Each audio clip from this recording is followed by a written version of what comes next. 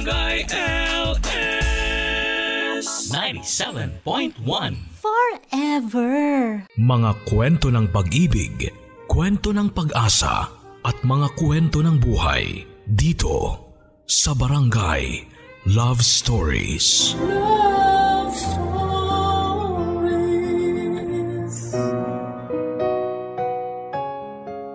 Ang tukso daw ay nasa paligid lang natin at naghihintay ng bagong makakapitan. Isa ito sa pinakamalaking pagsubok para sa magkarelasyon. At kahit tunay pa raw ang pag-ibig na nararamdaman mo para sa isang tao, pilit pa rin itong lalapit at kakapit sa iyo. Ikaw, minsan ka na bang nagkasala dahil sa tuksong lumapit sa iyo? Dear Papa Dudut, isang magandang araw sa iyo at sa mga kapuso nating nakikinig ngayon. Ako nga pala si Steve, 44 years old at isang dating data encoder dito sa Maynila. Sa ngayon ay madalas na nasa bahay na lamang ako at madalas din ay ang inyong programa na Barangay Love Stories ang aking pinakikinggan sa tanghalian. Hanggang sa heto, naisipan ko na ngang magbahagi na rin ng aking kwento na sigurado akong makapagbibigay aral sa mga kapuso nating nakikinig ngayon. Papa Dudut, may halos 5 taon din kaming magkarelasyon bilang magkasintahan noon ni Cleo bago kami nag-decide na magpakasal. Nagkakilala kami sa isang fiesta dito sa lugar namin.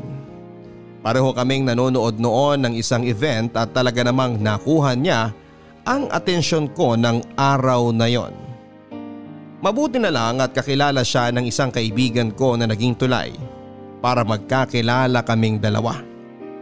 Dahil hindi naman ako torpe ay kaagad ko siyang niligawan hanggang sa maging kami na nga. Noong girlfriend ko pa lamang si Cleo, Papa Dudut, ay alam ko na sa sarili ko na siya na ang babaeng gusto kong makasama sa habang buhay. Kaya naman ginawa ko ang lahat para magkaroon kami ng maayos at tahimik na relasyon. At mukhang hindi ako nagkamali ng piniling babae na mahalin dahil habang tumatagal ang aming relasyon noon ay mas lalo ko siyang minamahal. Mabait kasi siya, Papa Dudut. Maalaga at mahaba ang kanyang pasensya. Nang makasal nga kami ni Cleo ay pumayag siya na huminto na sa kanyang pagtatrabaho at maging may bahay ko na lamang. Gusto ko kasi talaga na nakatutok siya sa pag-aalaga sa magiging anak namin noon. At sa loob nga ng 6 na taon naming pagsasama bilang mag-asawa ay biniyayaan kami ni Leo ng 3 magagandang anak na babae.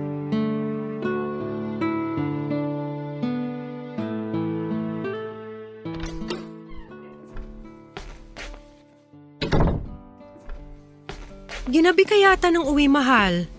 Traffic ba ngayon? Hindi naman. Pinaiwan kasi kami ng boss namin sa trabaho kanina at nag-meeting lang kami sandali. Kaya hindi na rin ako nakapag-text sa'yo na gagabihin ako masyado ngayon. Ganon ba? Sinubukan kang hintayin ng mga anak natin na makauwi. Pero ako na nagsabi na matulog na sila dahil may pasok pa sa eskwela bukas. Ano nga pala yung pinagmitingan nyo kanina? Ay, nangyari na ang kinatatakutan ko, mahal. Ha? Anong ibig mong sabihin? Wala na akong trabaho. Tinanggal na nila kami. Teka, paano nangyari yun? Wala ka namang ginawa na kahit na anong mali o kasalanan, di ba? Siyempre wala. Kaya lang ano? Naalala mo ba yung sinabi ko dati na kailangan manalo ng mayor na sinusuportahan natin? Oo, kaya lang hindi nangyari yun dahil masyadong malakas na naging kalaban niya. Teka, ano bang kinalaman niya sa pagkatanggal mo sa trabaho? Nangyari na nga kasi yung kinatatakutan namin sa opisina. Pinalitan ng bagong mayor ang lahat ng mga tao doon na mga bago niyang staff. At kami mga trabahador ng dating mayor, ang una nilang tinanggal. Pero hindi naman pwede mangyari yun. Sinubukan niyo na bang kausapin si mayor? O kaya ang ibang tao na mas mataas ang posisyon sa inyo?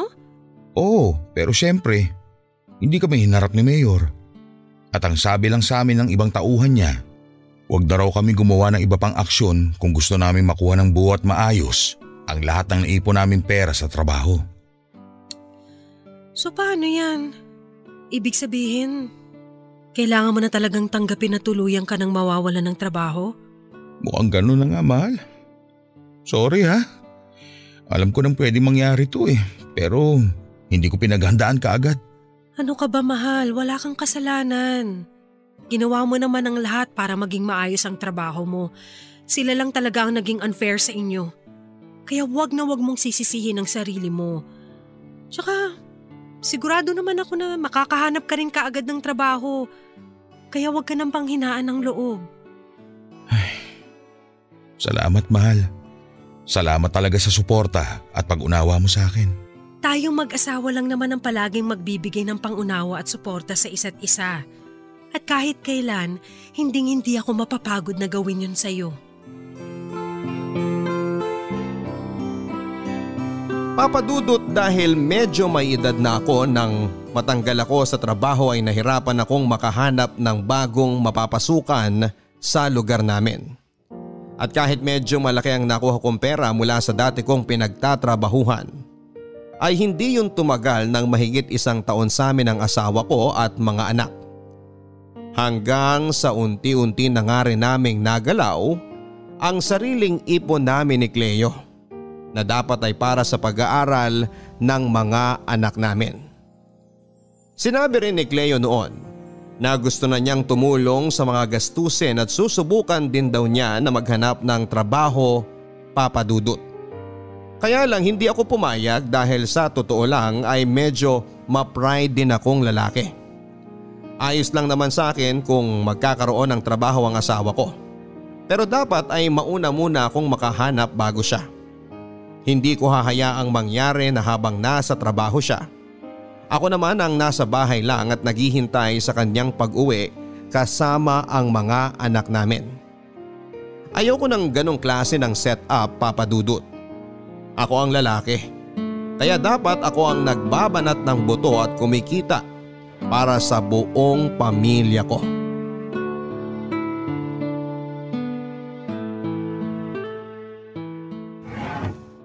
Nasaan na ba yung barangay clearance ko? Alam ko dito lang yung nilagay ni Cleo sa mga folder na to Dapat nandito lang talaga yun. Ayun, nandito na yata yun sa malaking sobre na to. Teka, ano to? Resume at application form ni Cleo papuntang Middle East?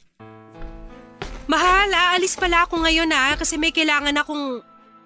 Bakit hawak mo mga yan? Ako yata ang dapat na magtanong sa'yo, mahal. Bakit may mga ganitong klaseng papeles ka? Mahal, magpapaliwanag ako. Talagang dapat na magpaliwanag ka. Dahil hindi ko maintindihan kung bakit may mga ganitong resume at application form ka. Ano? Aalis ka?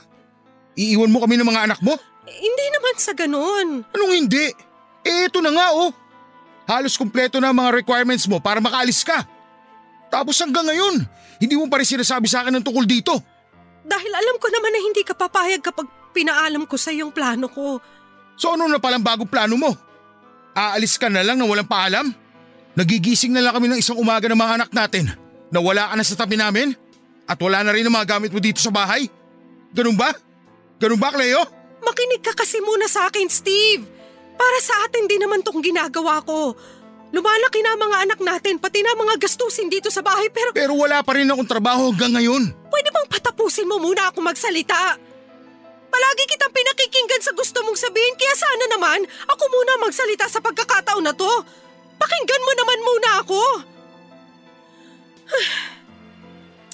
Alam ko na mali talaga na tinago ko to sa'yo. Steve, matagal ko nang sinasabi sa'yo na niyayaya ako ng ate ko na magtrabaho sa ibang bansa kung nasan siya ngayon. Pero ayaw mo akong pakinggan at palaging umiinit ang ulo mo sa tuwing pag-uusapan natin to. Hanggang sa eto na nga, kinailangan ni ate ng makakasama sa trabaho niya kasi umuwi ng Pilipinas yung dating kasama niya ron. Steve, ayokong sayangin ang pagkakataon na to. Maliit lang ang magagastos ko rito pero malaking pera ang babalik sa atin. Pero paano ako? Kami ng mga anak mo. Matitiis mo bang iwan kami dito? Kung yun ang paraan para kahit paano guminhawa ang buhay natin, gagawin ko yun. Marami pa tayong dapat bayaran at mga gastusin dito, kasama ng bahay na to, kaya please, umayag ka na. Saglit lang naman ako mawawala eh. Isa pa, para sa atin din naman lahat ng to. Para sa atin ang mga anak natin.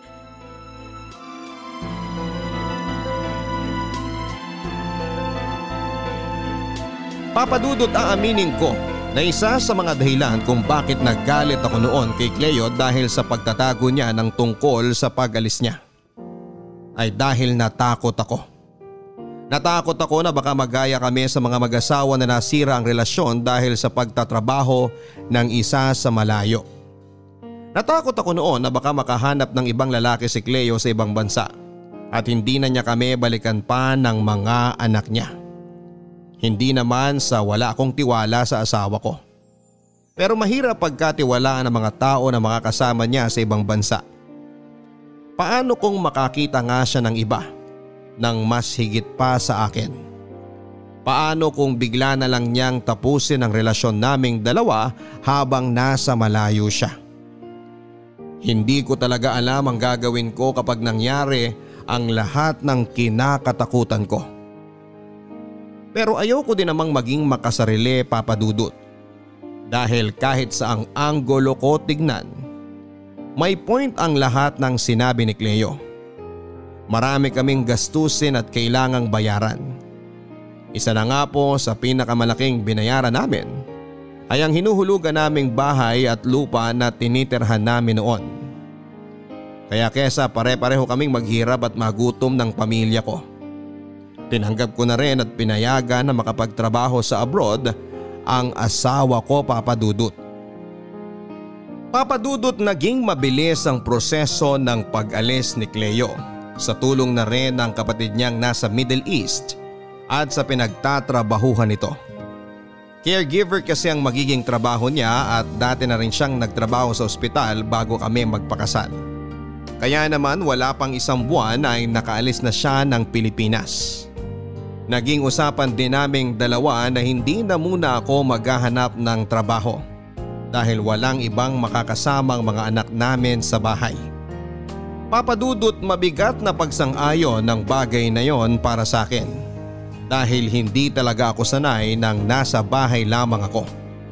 Ni hindi ko nga alam kung paano magluto at maglaba dahil lahat ng yon ay si Cleo ang gumagawa. Mahirap pala talagang pagsabay-sabayin ang mga gawaing bahay at ang pag-aalaga sa mga bata, Papa Dudut. At hindi ko ma-imagine noon na kinakaya yung gawin lahat ng asawa ko nang walang tulong mula sa akin. At kahit kailan din ng mga panahon na yon ay hindi ako nakarinig ng kahit na anong reklamo mula sa kanya. Papa Dudut, kung naging madali ang proseso ng pag-alis niya, ay hindi naman ang proseso ng pagtanggap namin ng mga anak ko na malalayo na si Cleo sa amin. Hindi pala kasi ganong kadali ang lahat, Papa Dudut.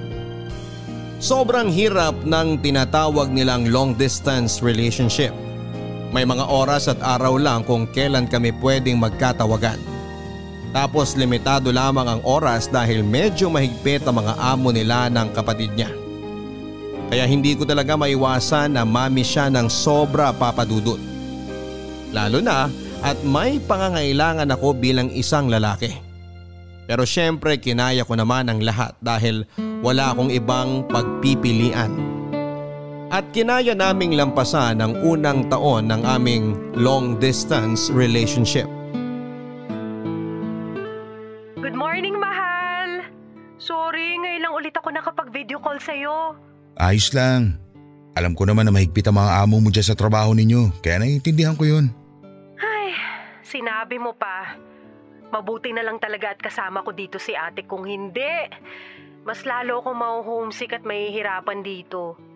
Ikaw, mahal, kumusta kayo dyan ng mga bata? Maayos naman kami dito. Hindi ko nga lang sila magising para makausap mo ngayon dahil medyo maaga pa eh. Alam mo na, Sabado ngayon kaya gusto ko sana na makatulog sila ng mahaba-habang oras. Ang bait naman ng asawa ko. Ini-spoil ang mga anak namin.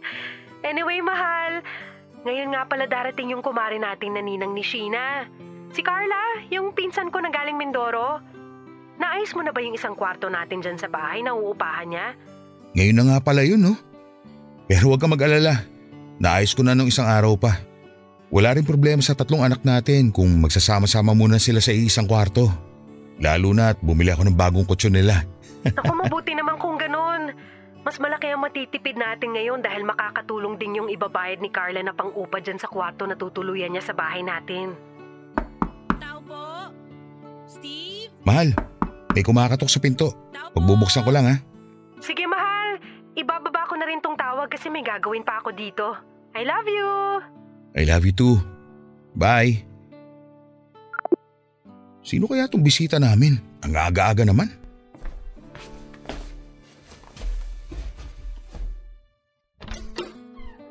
Steve? Mare? Steve, ikaw nga! Kamusta ka na? Ikaw na ba yan? Oo, ako nga to. Bakit parang gulat na gulat ka? Sa bagay, 6 na taon na rin ang nakalipas mula nung huli tayong magkita. Saka, ano ka ba? Carla na lang ang itawag mo sa akin, wag na yung mare-mare na yan. Sige, grabe ang laki ng pinagbago mo ah. Salamat. Sana mas gumanda ako sa paningin mo. Pero baka naman pwedeng papasukin mo muna ako sa loob dahil medyo mainit na dito sa labas. Ay, oo, sige. Liga, pasok ka na. Salamat, Steve. Papadudot, hindi ko alam kung bakit gano'n na lamang ang naging reaksyon ko nang mapagbuksan ko ng pintuan ng kumare namin ni Cleo na si Carla. Pinsang buo siya ni Cleo at ninang ng panganay na anak naming si Sheena. Siguro kaya gano'n na lamang din ang naging reaksyon ko ay dahil noong huling beses na nagkita kami ay sa kasal pa nga namin ang asawa ko. Bagong panganak lang si Carla noon kaya medyo may katabaan talaga siya ng panahon na yon. Pero nang makita ko siya sa labas ng bahay namin ay ibang-iba na ang kanyang itsura. Magkalapit lamang ang aming edad pero para bang mas bumata siyang tignan. Pumayat siya pero hindi yung sobra. Katamtaman lamang kaya mas naging kapansin-pansin ang magandang hubog ng kanyang bewang at malusog na hinaharap. Napaisip pa ako noon kung paano ba nagawang iwan si Carla ng dati niyang asawa at sumama sa ibang babae. O baka naman nang maghiwalay silang dalawa ay saka nagpaganda at nagpaseksi ang kumare ko. Noong magkausap kami ni Cleo noon sa video call tungkol kay Carla ay naikwento ng asawa ko. Nakakahiwalay lang pala ni Carla sa asawa niya. Kaya mag-isa nang binubuhay ni Carla ang anak niyang nasa probinsya. Hanggang sa nakakuha nga siya ng magandang trabaho dito sa Maynila at si Cleo naman ang nag-offer na upahan na lamang ni Carla ang bakanting kwarto sa bahay namin. Malaking tulong din kasi ang pera na yon sa paghuhulog namin ng tinitirhan naming bahay noon. Isa pa ay malapit lang din ang bahay namin sa pinagtatrabahuhan ni Carla.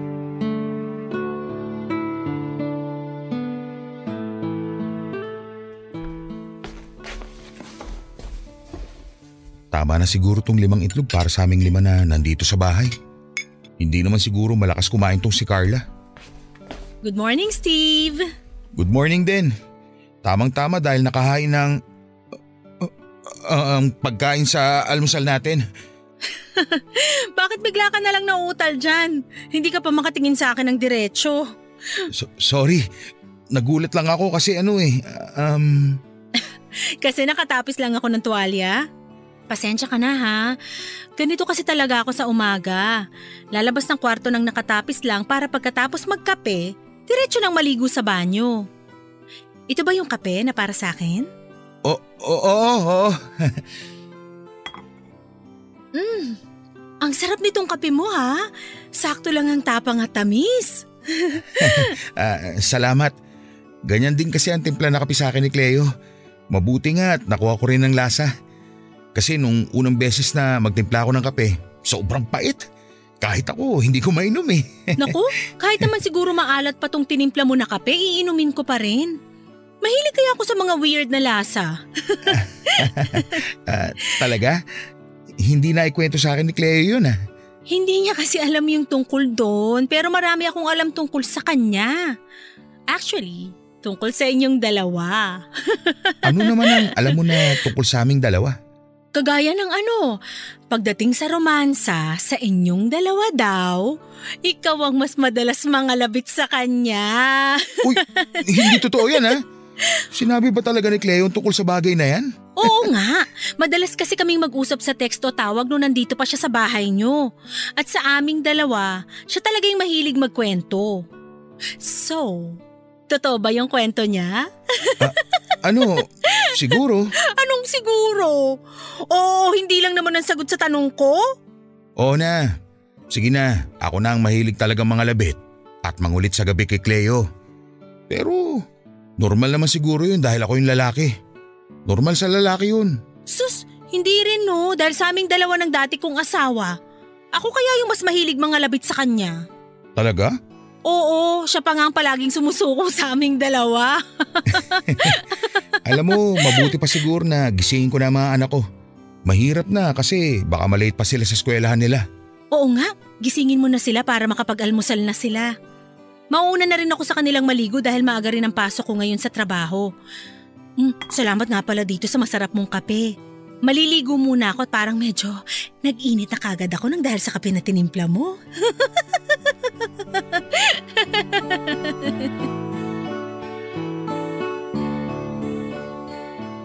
Papa Dudut, wala naman akong naging problema mula nang tumira si Carla sa bahay namin.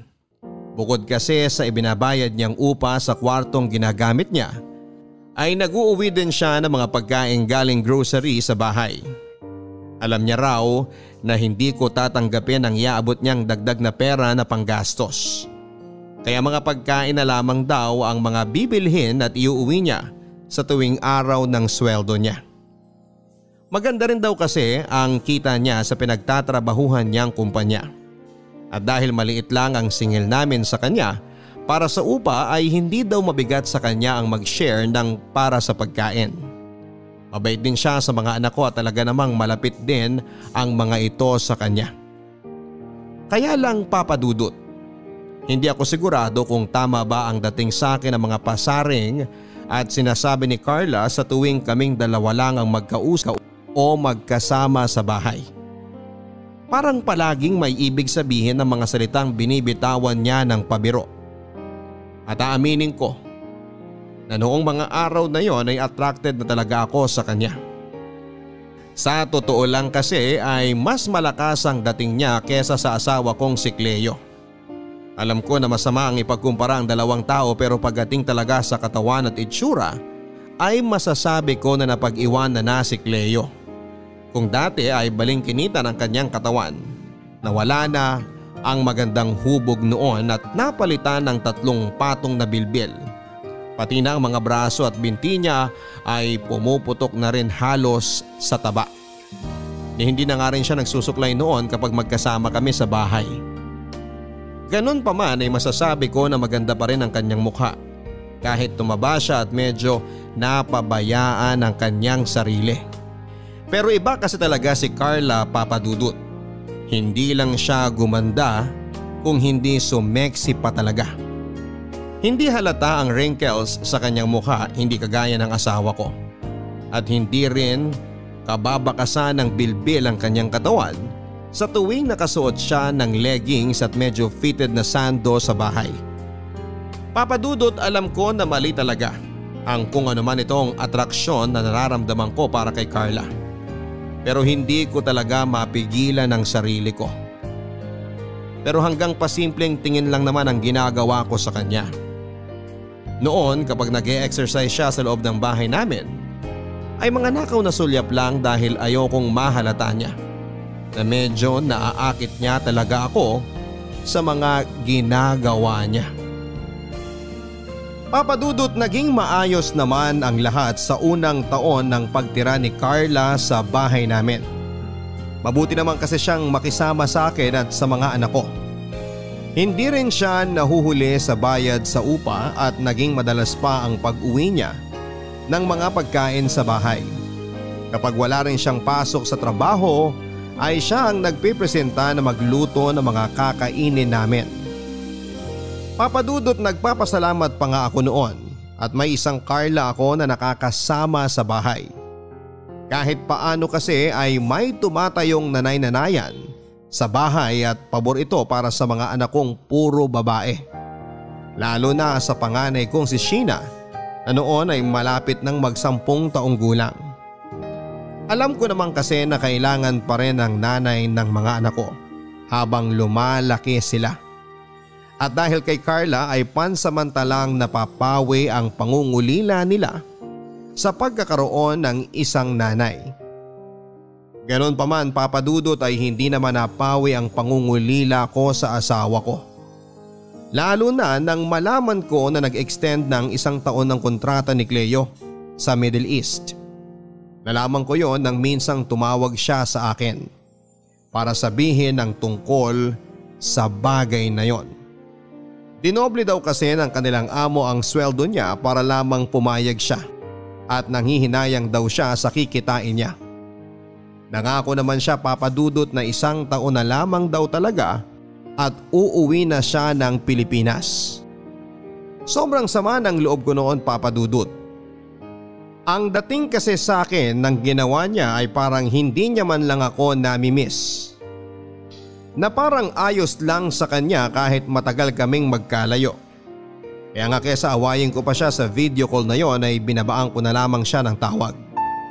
Sinubukan niya pa akong kontakin sa cellphone ko pero hindi ko na rin sinagot pa. Ayoko na muna kasi siyang kausapin noon dahil alam ko na lalaki lamang ang away sa pagitan naming dalawa. O Steve, bakit ka naman nagsosolo ng inom dyan? Ikaw pala yan, Carla. Akala ko nagising ang isa sa mga anak ko eh. Kanina pa sila tulog. Doon kasi ako galing sa kwarto nila. Yun kasing bunso mo, nagpapa-baby. At gusto na basahan ko muna siya ng kwento hanggang sa makatulog siya. Ayun, tatlo-tatlo silang nakikinig sa akin hanggang sa makatulog na nga sila. Talaga? Salamat ha. Para sa mga ginagawa mo sa anak namin ni Cleo. Ikaw na nga ang nangungupahan dito sa amin at palagi kang may dalang pasalubong para sa mga bata. Tapos ayan, nagpapakananay ka pa sa kanila. Wala yun. Gusto ko rin naman tong ginagawa ko sa mga bata. Paraan ko na rin kasi to para hindi ko masyadong mamiss ang mga anak ko na nasa probinsya. Mabalik ako sa tanong ko. Bakit nga pala nagsosolo ka dito ng inom? Medyo nagkatampuan kasi kami ng pinsan mo eh. Nag-extend kasi siya ng 1 pang taon na kontrata dun sa trabaho niya. Ang usapan namin, 2 taon lang siya malalayo sa amin ng mga anak niya. Alam ko naman na medyo maliit pa lang naiipon namin mula na magtrabaho siya sa Middle East. Pero ayoko na kasi sanang mas tumagal pa ang paglayo niya sa amin eh. Ano ba kasi ang dahilan at ayaw mo talaga na umalis siya? Bago kasi umalis si Cleo, nakwento niya sa akin na pinagtalunan niyo din daw ang desisyon niya na magtrabaho abroad. Malaki naman ang kita doon kumpara dito. Kaya siguro mas okay na kung hayaan mo na lang siya na mag-extend pa siya ng 1 taon. Mabilis lang naman ang panahon. Hindi mo kasi naiintindihan eh. Pareho kayo ni Cleo. Bukod sa takot na nararamdaman ko na baka maagaw siya sa akin ng iba, may pangangailangan din naman ako bilang asawa niya. Hindi niya naisip yun eh. Oh, bakit mo ko tinatawanan? Seryoso ako sa mga sinasabi ko. Paano? Parehas tayo ng problema. Kaya nga alam mo, naisip ko, bakit kaya hindi natin pagsaluhan ang problema na to? Alam ko naman kung ano ang tinutukoy mo eh. Sandali lang, Carla. Huwag kang masyadong dumikit sa akin kasi baka makita tayo ng mga bata eh. Tulog na nga sila, kaya huwag ka nang mag-alala. Carla, sandali lang. Malito eh. Itigil mo nga paghalik mo sa akin. Walang mali dito, kaya pagbigyan mo na ako. Huwag kang mag-alala. Hinding-hindi ito makakarating sa pinsan ko.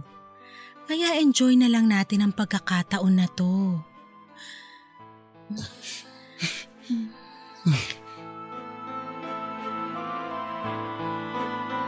Papadudod sa maniwala kayo at sa hindi ay sinubukan kong pigilan ang mainit na eksenang pwedeng mamagitan sa amin noon ni Carla.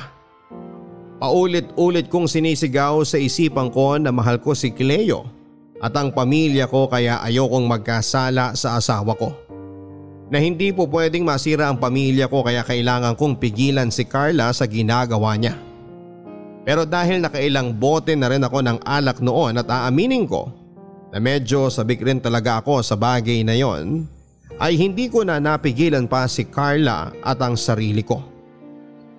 Papadudod sumagot na ako sa mga halik sa kanyang hanggang sa sumama na nga ako sa ginawa niyang paghila sa akin papunta sa kanyang kwarto. At doon ay pinagsaluhan namin ang isang mainit at masarap na kasalanan. At aaminin ko na sobrang nag-enjoy talaga ako noon, Papadudot. Dahil na rin sa husay ni Carla pagdating doon. At pagkatapos nga namin sabay na mailabas ni Carla ang init mula sa aming katawan, ay isang pangako rin ang binitawan ko sa sarili ko. Na hindi na ako uulit pa sa makamundong kasalanang yon. Muli rin naman kaming nagkaayos kaagad ni Cleo nang tumawag siya kinabukasan. Wala na rin naman ako magagawa pa kung gusto niya talagang mag-extend ng 1 taon pa sa kanyang trabaho. Nakapirma na siya ng kontrata at hindi na yon pwedeng bawiin o baguhin pa. Kaya naman sinabi ko na sa kanya na maghihintay na lang ulit ako at ang mga anak namin ng 1 pang taon para makasama namin siya sa bahay.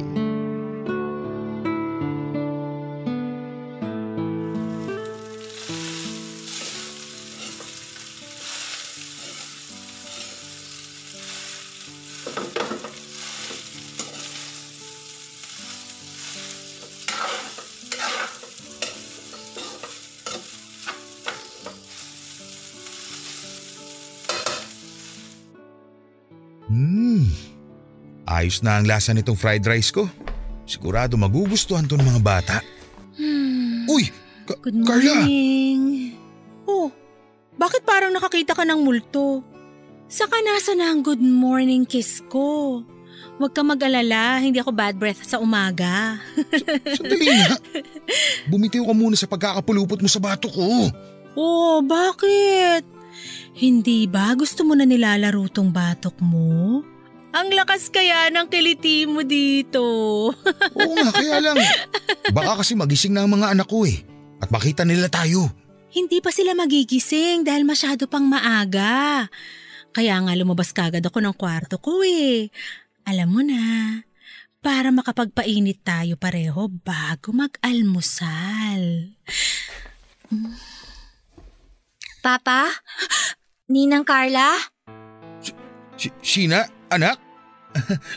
Gising ka na pala. Kanina ka pa ba dyan sa may tabi ng lamesa? Hindi naman po masyado.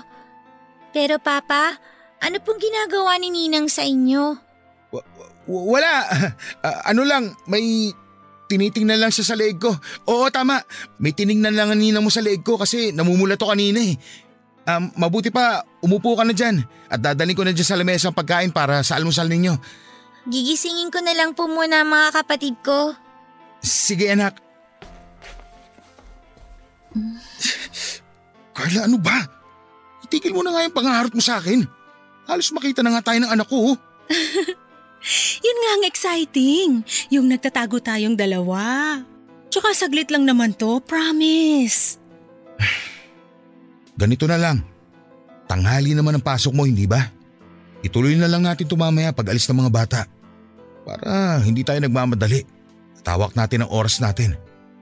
Mabuti pa, sumabay ka na lang muna sa kanila mag-almusal. Halika na. Papadudot na guilty talaga ako nang muntika nang makita ng panganay ko ang kalaswaan na ginagawa namin ng ninang niya. Nagilty ako pero natalo pa rin ako ng init at bumigay sa ginagawang panunukso sa akin ni Carla. Iba kasi talaga siya. Magpainit at magbigay ng ligaya. Mahirap iwasan at tanggihan. Yung tipo na parang ako pa ang magsisisi kapag tinanggihan ko ang ginawa niya sa akin. Kaya sinabi ko na lamang na maging mas maingat sana kami ni Carla sa ginagawa naming kaharutan dahil ayoko rin na makita yon ng mga anak ko at magsumbong sa asawa ko. Naiintindihan naman daw ni Carla ang sitwasyon dahil ayaw niya rin daw na masira ang samahan nila ni Cleo bilang malapit na magpinsan. Ginawa niya lang daw yon dahil kagaya ko ay may pangangailangan din daw siya na matagal nang hinahanap ng kanyang katawan. Kaya naman papadudot naging malinaw po sa aming dalawang lahat. Wala kaming relasyon. At tanging ang paglabas lamang ng init ng aming katawan ang pakay namin sa isa't isa. At ng mga oras na yon ay sigurado ako sa aking sarili na isang babae pa rin ang tanging nilalaman ng puso ko. Si Cleo lang at wala nang iba pa. Kaya hindi pwedeng malaman ni Cleo noon ang kung ano man ang ginagawa namin ni Carla habang natutulog ang mga anak ko sa kanilang kwarto. Papadudot may oras noon na muli akong nangako sa sarili ko na iiwasan ko na ang makamundong kasalanan na pinagsasaluhan namin ni Carla. Na hindi ko na i-entertain pa ang panunukso niya sa akin. Natatakot kasi talaga ako na makarating kay Cleo ang lahat at masira ang pamilya namin. Yon ang ayoko talagang mangyari. Ang mawala siya sa akin at ang mga anak namin. Pero papadudod sadyang mahirap talagang iwasan ang ginagawa ni Carla. Lalo na at nasa iisang bahay lamang kami. Madalas tuloy ay nakikita na kami ng ibang anak ko pero kaagad ko namang pinapahinto si Carla sa kung ano man ang ginagawa niya sa akin na kalaswaan. Mabilis din akong gumagawa ng dahilan sa mga anak ko at kaagad silang pinapapasok sa kwarto nila. Kapag nakakausap nila si Cleo sa video call ay wala namang kahit na anong binabanggit ng mga bata tungkol sa nakikita nila sa amin ni Carla na labis ko namang pinagpapasalamat. Kaya mas dumalas pa ang ginagawa naming kasalanan ni Carla. Hanggang sa gawin na rin namin yon sa mismong kwarto namin ng asawa ko at sa ibabaw pa ng kama namin ni Cleo. Nakaka-guilty pero masarap yung sarap na pakiramdam na pinapanalangin ko na sana ay wala ng katapusan. Muli naman akong nangako noon papadudot na oras na umuwi na si Cleo ay tuluyang ko na talagang tatapusin kung ano man ang namamagitan sa amin ni Carla.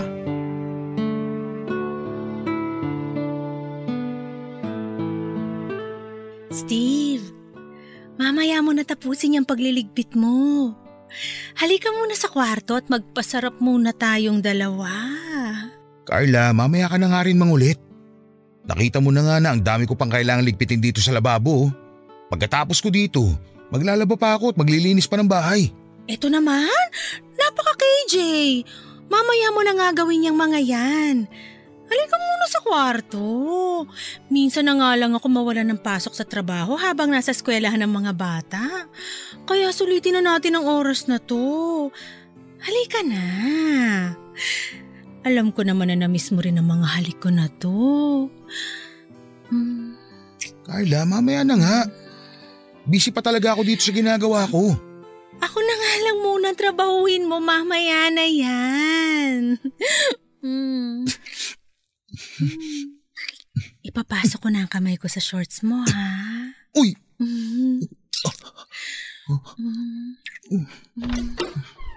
Mahal! Nandiyan ka ba sa… Cleo? Kailan ka pa nakauwi? Mga walang niya kayo! Mga hayop! Ikaw! Kailan mo pa ako ginagago? Kailan niya pa ako winawalang niya ng babaeng yan?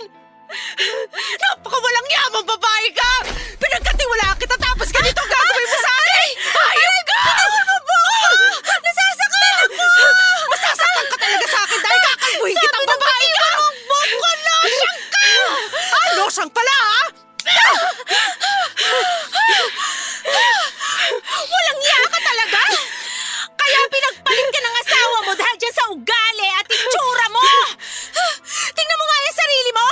Ikumpara mo yung lumba-lumba mong katawan sa sexy kong katawan! Kung magiging ganyan lang din ang itsura at ugali ko kagaya ng sayo, haliparot ka! Hindi ko nagugustuhin yan! Dahil nakakadiri ka! Mahal! Mahal, tama na yan! Huwag mo lalong wag mo ako matawag-tawag na mahal! Gago ka! Nandidiri ako sa'yo! Ang bababoy niya! Sige! Magsama kayo na makating ahas na yan! Babalik ako at kukunin ko ang mga anak ko! Napakagago niyong dalawa, mga hayop! Kakarmahin kayo! Lumba-lumba! Tapacho yung baboy na biyana! Cleo, sandali! Mag-usap muna tayo! Steve! Hayaan mo na siya! Nandito naman ako eh! Hayaan mo na siyang umalis ng bahay na to! Carla, pwede ba? Bitiwan mo nga ako! Ako na lang ang piliin mo! Huwag mo lang sundan yung losyang mong asawa na mataba! Ano bang sinasabi mo? Alam mo naman na sa umpisa pa lang, wala akong kahit anong nararamdaman para sa'yo, hindi ba? Kailangan kita! Mahal na kita, Steve! Pero hindi nga kita mahal. At wala akong kahit anong espesyal na nararamdaman para sa'yo. Dapat alam mo yun sa umpisa pa lang. Dahil pinag-usapan na natin na magtitikiman lang tayong dalawa. Na ibibigay lang natin sa isa't isa pangangailangan ng katawan natin. Yun lang, Carla. Hanggang dun lang tayo. Hanggang dun lang ang usapan nating dalawa. At dapat malinaw yun sa'yo.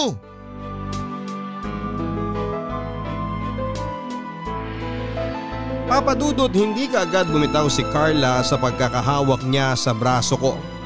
Habang pilit na nakikiusap na siya na lang ang piliin at mahalin ko. Noong una ay medyo nagulat pa ako nang sabihin niyang may nararamdaman na siya para sa akin. Dahil ang buong akala ko ay pareho kami ng pagkakaintindi na walang kahit na anumang pwedeng ma-involve na feeling sa ginagawa namin. Na puro pagpapasarap lang ang pakay namin sa isa't isa.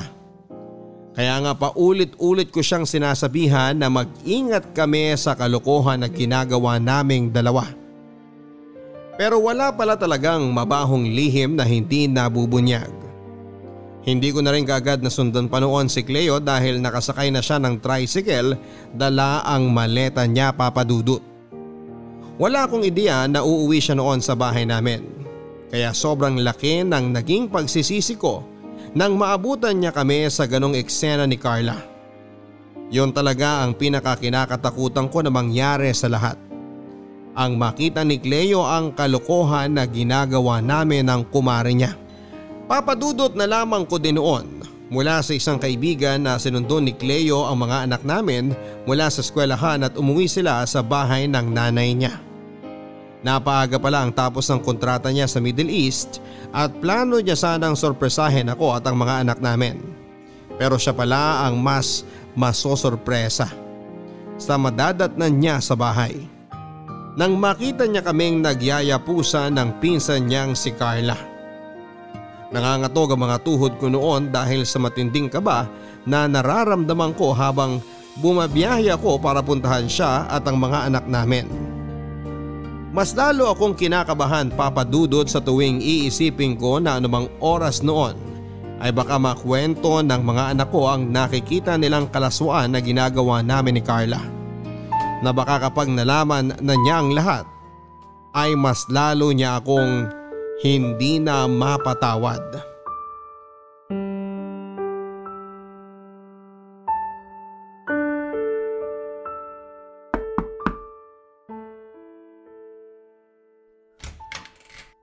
Papa, kayo po pala. Sheena, anak? Nandyan ba ang mama mo?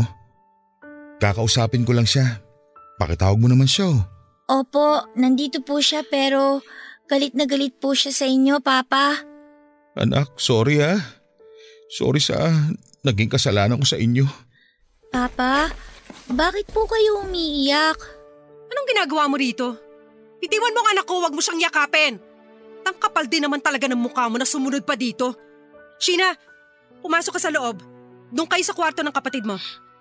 Pero Mama… Sabi na pumasok ka na sa loob! Huwag na matigas ang ulo mo! Sige po. Cleo, please. Pumunta ako dito para magpaliwanag. Painggan mo muna ako. Ano ba bang kailangan mong sabihin at ipaliwanag? Yung lahat ng kababuyan at katarantaduhan na ginawa ninyo ni Carla? Cleo, I'm sorry. Sorry para saan? Steve, pinagkatiwalaan kita. Pinagkatiwalaan ko kayong dalawa. Ako na nga yun nagpapakahirap magtrabaho sa abroad tapos ano? Ito pa igaganti mo sa akin? Inaamin ko naman eh. Naging mahina talaga ako dahil lalaki ako. At alam mo na bilang isang lalaki, meron akong pangangailangan. Lechang pangangailangan yan! Sa tingin mo ba ako hindi nangailangan? Tao lang din ako. Pero ang kaibahan natin, tiniis ko lahat. Kasi iniisip ko kayo ng mga anak natin. Ang gago mo, Steve! Sa maniwala ka't sa hindi, si Carla ang lumapit sa akin. Pinilit ko naman siyang iwasan eh. Kaya lang nangati ka rin. Idadahilan mo pa talaga na siya ang lumapit-lapit sa'yo? Ang sabihin mo, pareho lang kayong Makati ng Carla na yon. Ang kapal din naman talaga ng mukha niyong dalawa. Ang bababoy niyo. Wala kayong pakialam kahit nakikita ng mga batang ginagawa niyong dalawa. Hindi totoo yan. Anong hindi? Palalabasin mo pa na sinungaling ang mga anak natin? Lalo na si Sheena na ilang beses kayong nakita na nagkukulong sa kwarto natin. Sa kwarto pa talaga nating mag-asawa. Anong klaseng mga tao kayo? Pinapakita niyo talaga mga kababuhay niyo sa mga bata, Steve! 3 ang anak natin! 3 babae! Cleo, sorry. Sorry talaga. Patawarin mo ako. Alam ko naman na nagkasala ako eh. Gagawin kong lahat para mapatawad mo ako. Magbabago na ako. Hindi ko na uulitin yun. Please, Cleo. Hindi ko na alam ang gagawin ko sa buhay ko kapag nawala kayo sa akin ng mga anak natin. Dapat inisip mo yan bago ka gumawa ng kalokohan. Dahil ako, wala akong ibang ginawa at inisip noon kundi ang mapabuti ang buhay ng pamilya natin. Alam ko naman na ayaw mong umalis ako at magtrabaho sa malayo. Pero para sa atin din naman to, Steve. Para sa mga anak natin. Tiniis ko lahat ng pagpapahirap sa akin sa trabaho. Tapos makikita ko, nagpapakasarap ka lang pala sa ibang babae. Sorry din, Steve, pero hindi na kita mapapatawad pa. Hindi na kailanman. Kaya wag mo na sasayangin ang oras mo na bumalik-balik pa rito dahil hindi na kami babalik ng mga anak mo sa bahay na yon na paulit-ulit ninyong binaboy ni Carla! Papadudot kahit na ilang beses pa akong lumuhod at magmakaawa kay Cleo ng araw na yon, ay hindi niya tinanggap ang paghingi ko ng tawad. Bumalik-balik ako sa bahay nila pero hindi niya na ako hinarap pa. Tanging ang nanay na lamang niya ang nakipag-usap sa akin para sabihin na ayaw na akong makita pa ni Cleo. Dahil sa sama ng loob ko noon, Papadudot, ay nagpakalunod ako sa alak bago muling bumalik sa kanila. Sumigaw ako ng sumigaw, umiyak at nagwala sa labas ng bahay nila habang nakikiusap na sana ay harapin ako ng asawa ko. Lumabas noon si Cleo pero pilit lang akong pinagtabuyan. Hanggang sa ipabarangay na ako ng mga kapitbahay nila dahil daw sa ingay na ginagawa ko sa lugar nila. Nang bumalik ako sa bahay namin ay naabutan ko noon si Carla at naghihintay sa akin. Siya naman ang pilit kong pinapaalis sa bahay at buhay ko.